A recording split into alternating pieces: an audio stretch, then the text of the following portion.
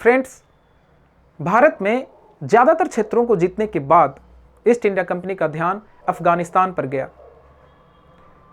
East India company को ऐसा लगता था कि रसिया अफगानिस्तान को प्रभावित कर सकता है और भारत में जीते हुए क्षेत्रों पर खतरा बन सकता है। ईस्ट इंडिया कंपनी ने अफगानिस्तान के अगेंस्ट अभियान तो जरूर किया, लेकिन यह अभियान विनाशकारी सिद्ध हुआ। जितने भी सैनिक अफगानिस्तान में गए थे वो या तो मारे गए या कैद कर लिए गए और सिर्फ एक सैनिक भारत वापस लौट पाया। उस समय अफगानिस्तान राजनीतिक अस्थिरता से गुजर रहा था। अहमद शाह अब्दाली का वंशज शाह शुजा को उसके भाई ने अफगानिस्तान से निष्कासित कर दिया था।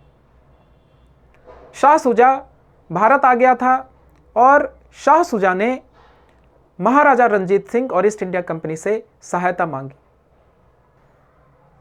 ईस्ट इंडिया कंपनी ने 1839 ईस्वी में अफगानिस्तान अभियान की शुरुआत की। बोलन पास से होकर के ईस्ट इंडिया कंपनी ने अफगानिस्तान पर आक्रमण किया। पहले तो ईस्ट इंडिया कंपनी को काफ़ी सफलताएं मिली। ईस्ट इंडिया कंपनी ने कांधार, गजनी और काबुल पर अपना अधिकार जमा लिया और शाह शुजा को अफगानिस्तान का शासक भी डिक्लेयर कर दिया।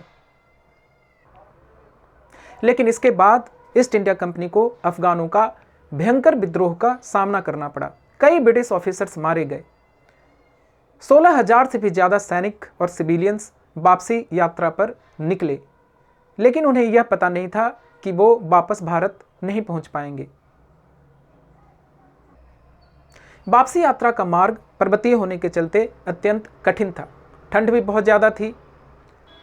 खाने पीने के सामानों की भी अत्यंत कमी थी। इसके अलावा अफगानों के लगातार हमले हो रहे थे।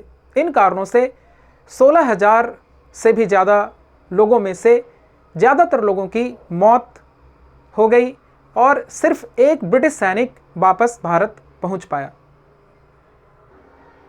इसके प्रतिरोध में ईस्ट इंडिया कंपनी ने एक बार फिर से काबुल पर अधिकार कर लिया, लेकिन काबुल में वो ज़्यादा दिन तक टिक नहीं पाए और दोस्त मोहम्मद को फिर से काबुल का शासक बनाना पड़ा।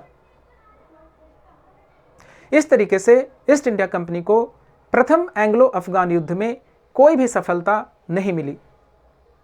प्रथम एंग्लो अफगान युद्ध को ब्रिटेन के मिलिट्री हिस्ट्री में सबसे बड़े असफलताओं में से एक माना जाता है।